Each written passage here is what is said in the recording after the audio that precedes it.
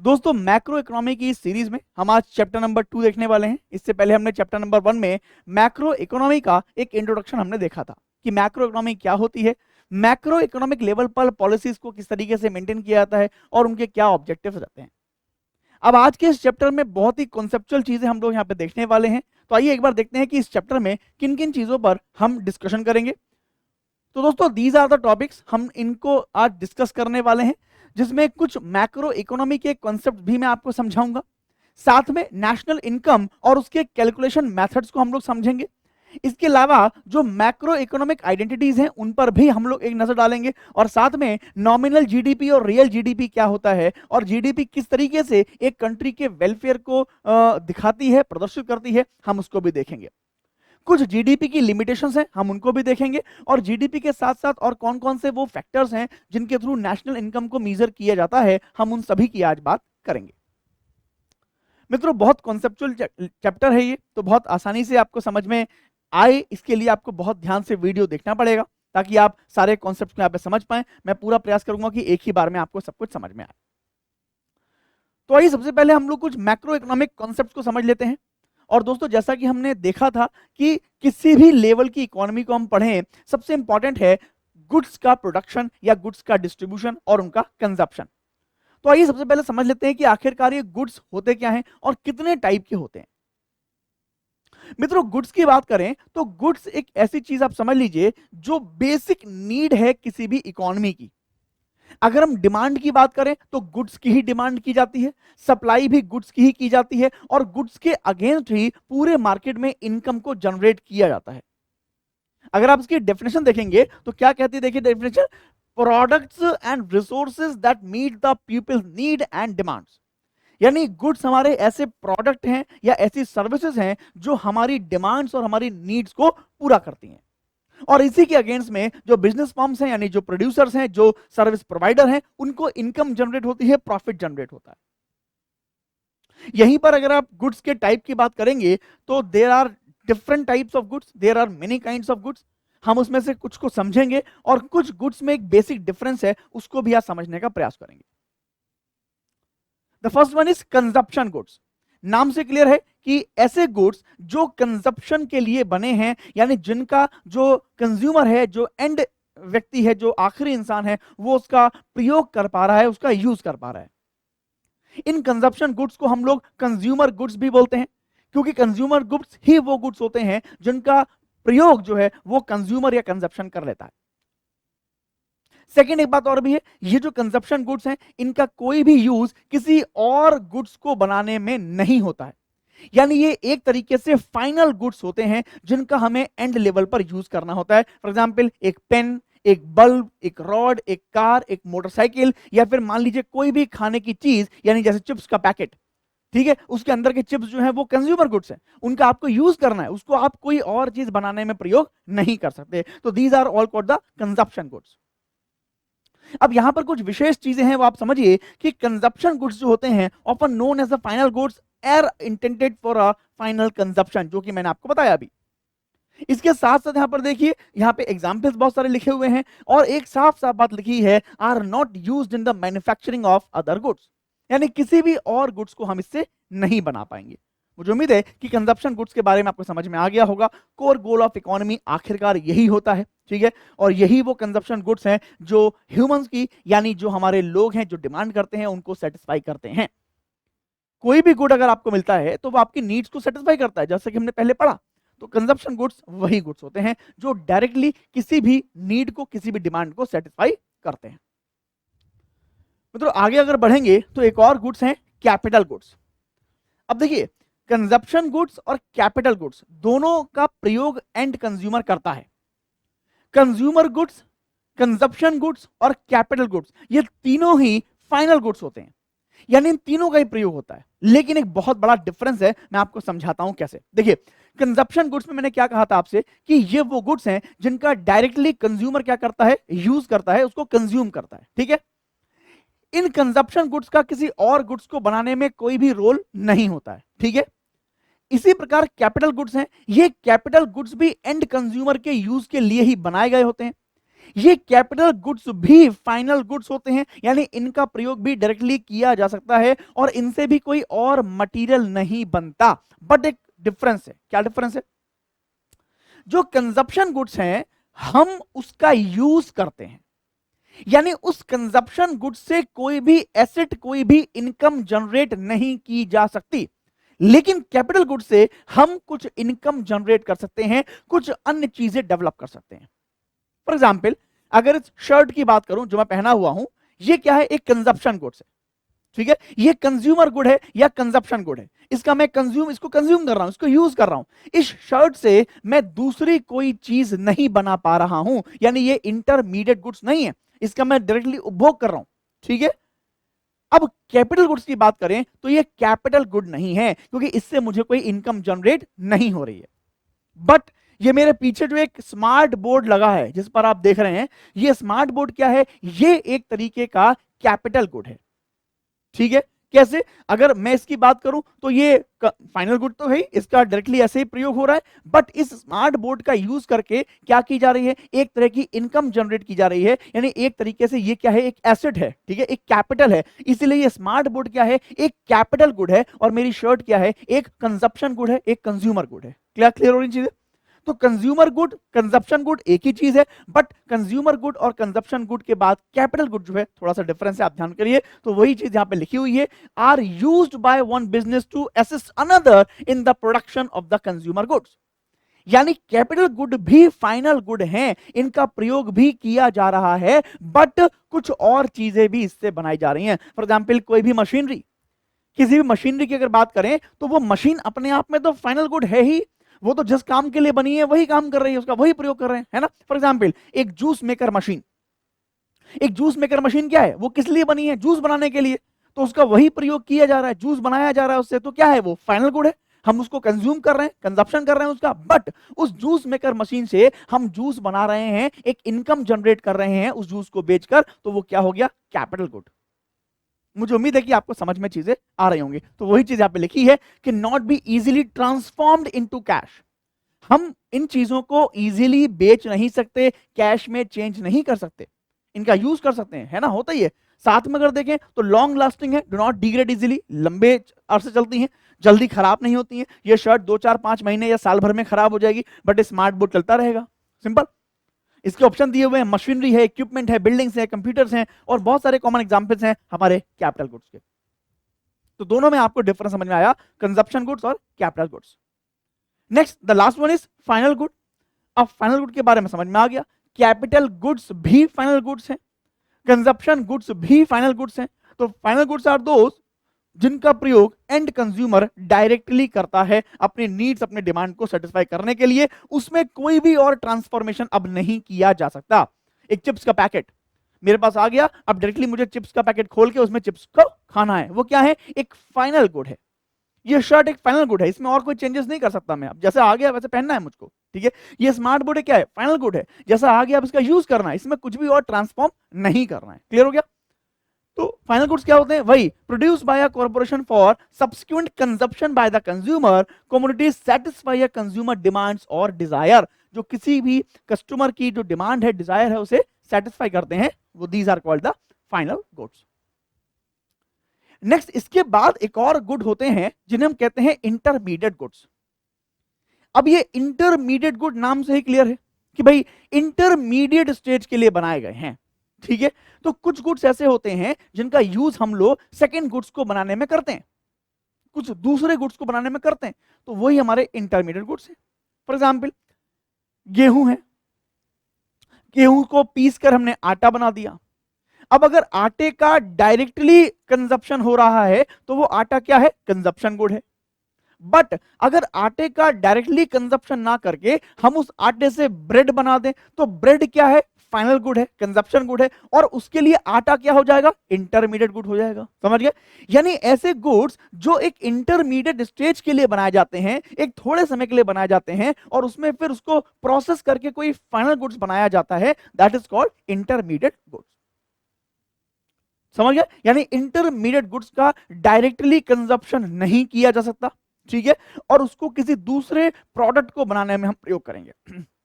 But आप एक चीज और देखिए कि कई बार इंटरमीडिएट गुड्स का ही इस्तेमाल हो जाता है, जैसे आटा, मैंने बताया अभी कि अगर आटे का डायरेक्टली इस्तेमाल हो रहा है तो वो क्या है भाई, फाइनल गुड है। लेकिन आटे से अगर ब्रेड बन रही है, उस कंडीशन में आटा क्या है, ब्रेड के लिए इंटरमीडिएट गुड्स है। समझ गए मेरी बात, ठीक है ना, क्लियर हो गया। तो इंटरमीडिएट गुड्स के बारे में समझ आया। प्रोडक्शन ऑफ फिनिश्ड गुड्स और कंज्यूमर गुड्स, लिखा है साफ साफ कि जिनका यूज होता है फिनिश्ड गुड्स बनाने में या कंज्यूमर गुड्स बनाने में, ठीक है, ध्यान रखिएगा। तो ये कुछ टाइप के गुड्स हमने देखे, यहां पर कुछ और टाइप भी हैं जिनको आपको एक बार समझ लेना है। अगर हम एनसीईआरटी की बात करें तो एनसीईआरटी में उतने टाइप के गुड्स लिखे हुए हैं, but these are the other type of the goods. हमको एक बार इनके बारे में पढ़ लेना है, एक बार समझ लेना है। अगर इनको हम एक बार देख लेंगे तो कुछ चीजें हमारी क्लियर हो जाएंगी। अपने यूपीएससी एग्जाम में यहां से क्वेश्चन पूछे जाते रहते हैं। यहां पर देखिए 3 टाइप से गुड्स को हमने डिवाइड किया हुआ है। अगर हम लोग गवर्नमेंट के बेस पर देखें तो 3 टाइप के गुड्स हैं, पब्लिक, प्राइवेट और मिक्स्ड। पब्लिक गुड्स का मतलब जिनको पब्लिक एंटिटीज के द्वारा बनाया जा रहा है, या दूसरे लैंग्वेज में अगर बात करें तो सरकारी कंपनीज के द्वारा बनाया जा रहा है। सेकंड, अगर प्राइवेट गुड्स की बात करें तो इसका मतलब जो प्राइवेट एंटिटीज के द्वारा गुड्स बनाए जा रहे हैं, that is called private goods. और मिक्स्ड गुड्स का मतलब है कि ऐसे गुड्स जिनको दोनों ही तरह की कंपनियां मिलकर बना रही हैं, जिसमें प्राइवेट और पब्लिक दोनों का ही इन्वेस्टमेंट किया हुआ है, that are called mixed goods. अगर सेकंड देखें हम लोग इंडस्ट्री के पॉइंट ऑफ व्यू से, तो रॉ मटेरियल और कैपिटल गुड्स, है ना। कुछ ऐसी चीजें होती हैं जो रॉ मटेरियल होते हैं, कच्चा माल होता है, जिनका प्रयोग हम दूसरी चीजों को लिए करते हैं। और कुछ है कैपिटल गुड्स जिनका यूज हम लोग कर रहे हैं केवल किसके लिए, केवल और केवल आगे कुछ चीजों के निर्माण के लिए, वो हमारे कैपिटल गुड्स हैं जिनको हमने भी देखा। अगर हम बात करें कंज्यूमर के पॉइंट ऑफ व्यू से, तो हमारे पास नॉर्मल गुड्स हैं, इंफीरियर है, गिवन है, कॉम्प्लीमेंट्री है, सब्स्टिट्यूट है। एक बार समझ लेते हैं। सब्स्टिट्यूट गुड्स, ये वो गुड्स हैं जो एक दूसरे को सब्स्टिट्यूट कर सकते हैं। मतलब अगर एक अवेलेबल नहीं है तो दूसरे का प्रयोग कर लीजिए, अगर एक का दाम बढ़ जाता है तो दूसरे का प्रयोग कर लीजिए, ऐसा करके। फॉर एग्जांपल चाय एंड कॉफी, चाय और कॉफी दोनों ही एक तरह की चीजें हैं, ये दोनों क्या है, आपस में सब्स्टिट्यूट है। कुछ लोग कॉफी पीते हैं, कुछ लोग चाय पीते हैं। अब मान लीजिए देश में चाय का दाम अचानक से बढ़ जाए, चाय हो जाए 5,000 रुपए किलो, तो क्या होगा, चाय का कप महंगा हो जाएगा। और उस कंडीशन में अपने आप ही लोग चाय छोड़कर कॉफी पीना शुरू कर देंगे, बहुत सारे लोग, है ना। इसका मतलब क्या है कि सब्स्टिट्यूट गुड्स वो हैं कि जब एक का प्राइस बढ़ता है तब दूसरे की डिमांड बढ़ जाती है। ये ध्यान रखिएगा, बिल्कुल ऐसे ही स्टेटमेंट आपको लिखे हुए मिलते हैं एग्जाम्स में। तो सब्स्टिट्यूट्स आर गुड्स, वो क्या गुड्स है, जब एक का प्राइस बढ़े तब दूसरे की डिमांड बढ़ जाए, वो हमारे गुड्स क्या है, सब्स्टिट्यूट गुड्स है। अगर कॉम्प्लीमेंट्री गुड्स की बात करें तो कॉम्प्लीमेंट्री गुड्स का मतलब है जो एक दूसरे के बिना बेकार हो, जिनका प्रयोग एक दूसरे के साथ ही हो सके। फॉर एग्जाम्पल ये स्मार्ट बोर्ड है और मेरे हाथ में स्टाइलर है, तो ये स्टाइलर और ये स्मार्ट बोर्ड दोनों क्या है, आपस में कॉम्प्लीमेंट्री गुड है। अगर ये नहीं है तो ये बेकार है, और अगर ये नहीं है तो ये बेकार है, समझ रहे हैं। फॉर एग्जाम्पल अगर मैं बात करूं माइक और कैमरा की, तो इस रिकॉर्डिंग, जो हम रिकॉर्डिंग देख रहे हैं, इस रिकॉर्डिंग को करने के लिए, मेरी आवाज को रिकॉर्ड करने के लिए माइक चाहिए, और सामने मेरे इस चेहरे और स्मार्ट बोर्ड को रिकॉर्ड करने के लिए कैमरा चाहिए। तो इस कंडीशन में ये दोनों भी क्या है, आपस में कॉम्प्लीमेंट्री हैं, दोनों में से एक भी नहीं होगा तो काम बेकार हो जाएगा, ठीक है। अगर हम बात करें पेट्रोल और कार की, तो कार और पेट्रोल दोनों ही कॉम्प्लीमेंट्री हैं। कार खत्म हो जाएंगी तो पेट्रोल बेकार, पेट्रोल खत्म हो जाएगा तो कार बेकार, समझ रहे हैं। एक गन और उसकी बुलेट दोनों क्या है, आपस में कॉम्प्लीमेंट्री हैं। गन नहीं है तो बुलेट बेकार है, बुलेट नहीं है तो गन बेकार है, समझ रहे हैं। तो कॉम्प्लीमेंट्री गुड्स वो होते हैं जो एक दूसरे के बिना बेकार होते हैं, उनका प्रयोग नहीं कर सकते। अब ऐसे में क्या होगा, मान लीजिए पेट्रोल का प्राइस बढ़ जाए, पेट्रोल हो जाए 500 रुपए लीटर, ठीक है। तो क्या होगा, जब पेट्रोल महंगा हो जाएगा तो इंसान कोई पेट्रोल गाड़ी खरीदेगा क्या, नहीं खरीदेगा भाई, वो कहेगा डीजल गाड़ी खरीद लो या फिर इलेक्ट्रिक खरीद लो या मत ही खरीदो, ठीक है। यानी कॉम्प्लीमेंट्री गुड्स में क्या हो रहा है, जब एक का प्राइस बढ़ रहा है तब दूसरे की डिमांड क्या हो रही है, घट रही है। जबकि सब्स्टिट्यूट में क्या हो रहा था, एक का प्राइस बढ़ने पर दूसरे की डिमांड भी बढ़ रही थी, समझ गए। तो वो हमारे कॉम्प्लीमेंट्री गुड्स होते हैं। इंफीरियर और गिवन गुड्स क्या होते हैं, नॉर्मल गुड्स क्या होते हैं। नॉर्मल गुड्स जो हमारी नॉर्मल डिमांड्स रहती हैं, ठीक है, वो नॉर्मल गुड्स हैं हमारे, ठीक है ना। इंफीरियर गुड्स का मतलब होता है ऐसे गुड्स जो क्वालिटी में खराब होते हैं, जिनकी क्वालिटी खराब होती है, जो सस्ते होते हैं, वो हमारे इंफीरियर गुड्स कहलाते हैं, समझ गए। अब इंफीरियर गुड्स के साथ भी एक ऐसा पॉइंट है, कैसा पॉइंट है भाई, मान लीजिए जिसकी सैलरी कम है, जिसकी इनकम कम है, तो वो मजबूरी में क्या खरीद रहा है, इंफीरियर गुड्स खरीद रहा है। एक शर्ट 100 रुपए की भी आती है, एक शर्ट 500 रुपए की भी आती है, और एक शर्ट 5,000 की भी आती है। इससे ऊपर मैं सोच नहीं पा रहा हूं, है ना, क्योंकि हो सकता है 50,000 की भी आती हो कुछ लोगों के लिए, है ना, लाखों रुपए की शर्ट भी खरीदते होंगे, बट एग्जाम्पल के तौर पे कि 100 रुपए की शर्ट भी है, 500 की भी है और 5,000 की भी है। जो व्यक्ति जिस इनकम ग्रुप में है वो अपने अपने इनकम के हिसाब से इन शर्ट्स को खरीद कर प्रयोग करता होगा। तो इसमें जो लोअर कॉस्ट की हैं वो डेफिनेटली कैसी होंगी, इंफीरियर गुड्स होंगी, यानी उनकी क्वालिटी कैसी होगी, खराब होगी। अब यहीं पर समझिए, अगर किसी व्यक्ति की इनकम बढ़ जाए, मान लीजिए मेरी इनकम पहले 5,000 रुपए थी, अब मेरी इनकम 15,000 हो गई, तो मेरी इनकम बढ़ गई, पहले मैं 100 रुपए की शर्ट खरीदता हूंगा, अब मेरी 15,000 जब इनकम हो गई तो क्या करूंगा भाई, मैं ऊपर खरीदूंगा। यानी व्यक्ति की इनकम बढ़ने के साथ इंफीरियर गुड्स की डिमांड क्या होती है, कम हो जाती है। ये ध्यान रखिएगा, इनकम बढ़ने के साथ जो इंफीरियर गुड्स हैं उनकी डिमांड क्या होती है, कम हो जाती है। ध्यान रखिएगा, ये गिवन गुड्स क्या होते हैं, ठीक है, तो गिवन गुड स्पेशल गुड्स हैं। क्यों स्पेशल है, हमारे यहाँ एक कॉन्सेप्ट चलता है, किसका कॉन्सेप्ट है, डिमांड और प्राइस का। ठीक है, हम सभी जानते हैं कि जैसे ही किसी चीज का प्राइस बढ़ता है उसकी डिमांड क्या होती है, कम हो जाती है। सिंपल, अगर कोई चीज महंगी होगी तो महंगी होने पर उसकी डिमांड में क्या आएगी, कमी आएगी। बहुत सारे लोग जिनके पास उतना पैसा खर्च करने के लिए है वो खरीदेंगे बढ़े हुए प्राइस पर, और बहुत सारे लोग नहीं खरीदेंगे। ठीक है, जैसे गर्मियों में नींबू के दाम बढ़ जाते हैं, नींबू महंगा हो जाता है। अब नींबू महंगा हो गया, 200, 250, 300 रुपए किलो पहुंच गया, तो जिसके पास पैसा है भैया वो खरीद रहा है नींबू, और जिसके पास पैसा नहीं है वो कह रहा है भैया मत खाओ नींबू, 1-2 महीना 3 महीना गर्मियां निकल जाएंगे उसके बाद खा लेंगे नींबू। समझ गए, यानी जैसे ही किसी चीज के दाम बढ़ते हैं तुरंत उसकी डिमांड घट जाती है, ये कहता है लॉ ऑफ डिमांड।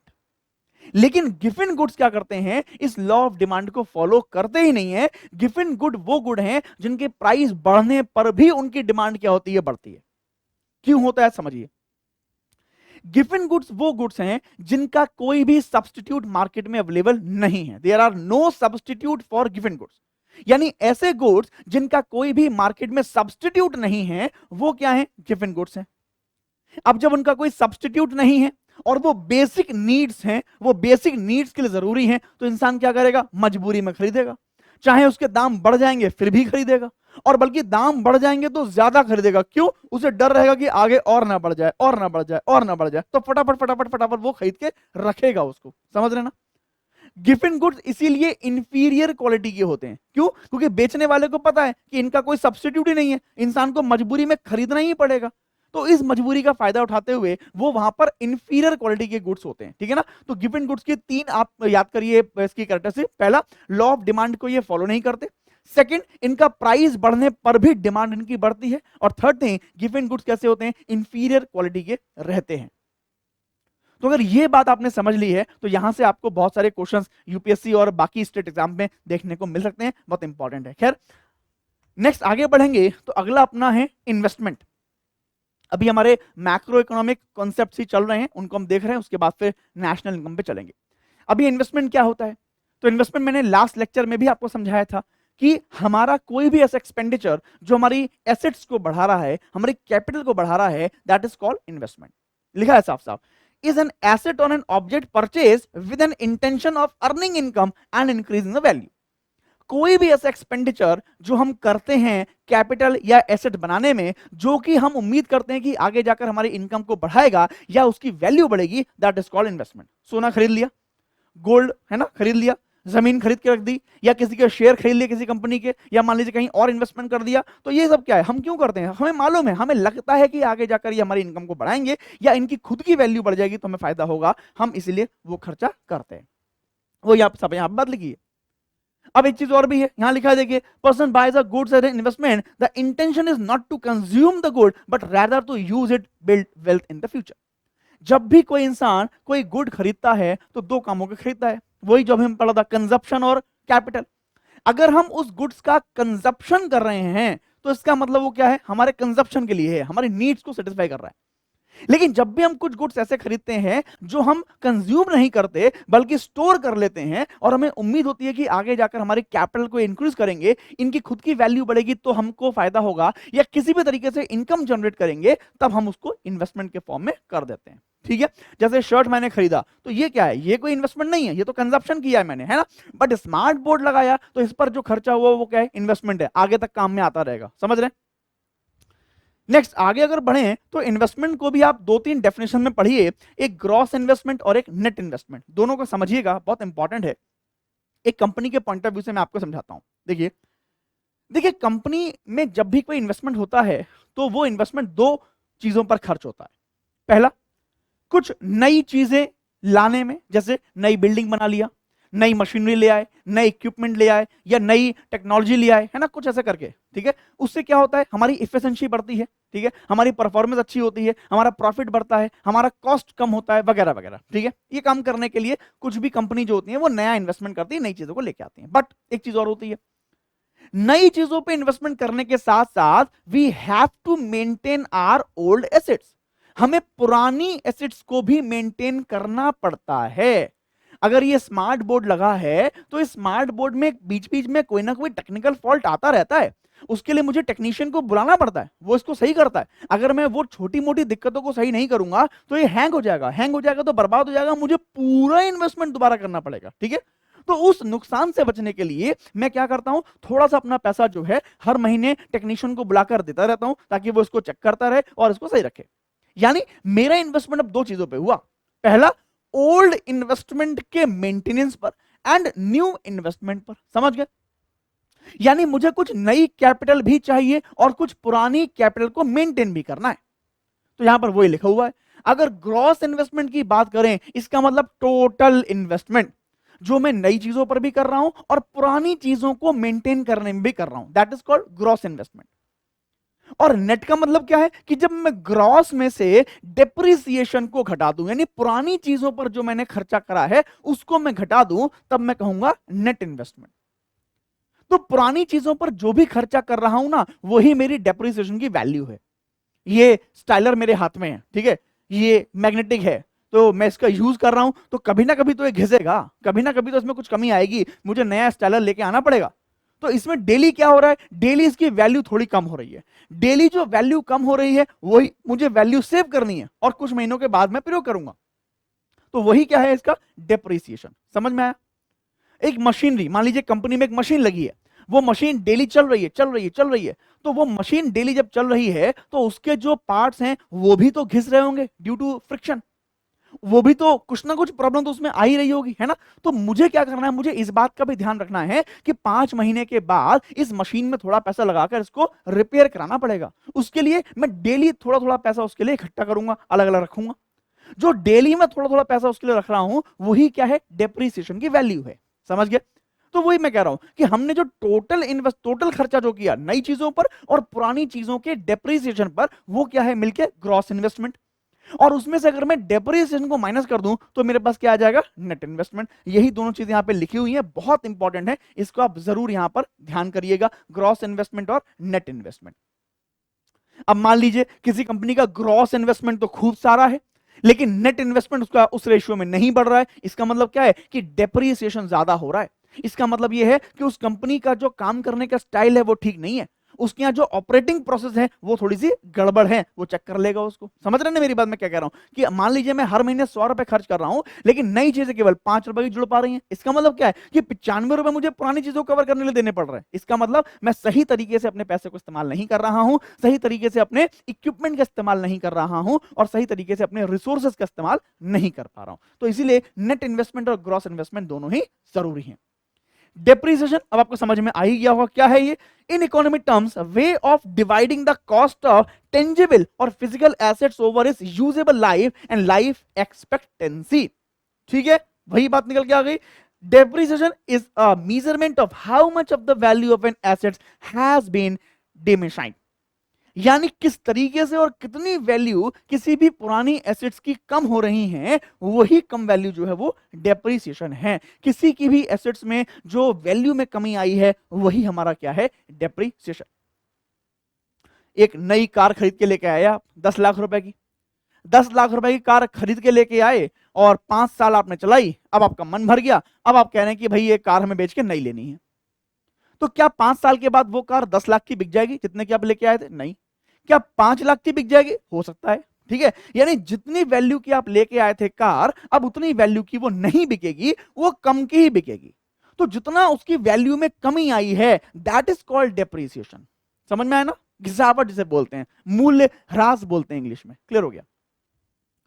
नेक्स्ट आगे आगे बात करेंगे कैपिटल इंफॉर्मेशन, फैक्टर कॉस्ट और बेसिक प्राइस, ये क्या होते हैं? तो कैपिटल फॉर्मेशन तो समझ में आ ही गया कि जब भी मेरी कैपिटल एसेट्स इंक्रीज होंगी that is called capital formation. जो भी मेरी कैपिटल एसेट्स हैं, स्टॉक ऑफ कैपिटल एसेट्स, वो अगर मेरे बढ़ रहे हैं तो मैं कह रहा हूं कि कैपिटल फॉर्मेशन मेरा हो रहा है।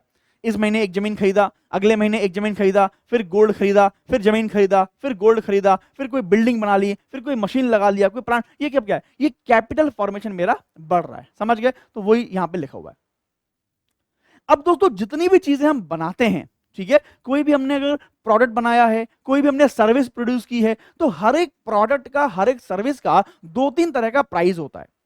एक प्राइस होता है फैक्टर कॉस्ट, एक प्राइस होता है बेसिक प्राइस, एक प्राइस होता है उसका मार्केट प्राइस। तो आखिरकार इन तीनों में क्या डिफरेंसेस हैं हम एक बार देख रहे हैं, आगे जीडीपी कैलकुलेशन में इसको हम देखेंगे, है ना। अभी देख रहे हैं इसको क्या होता है।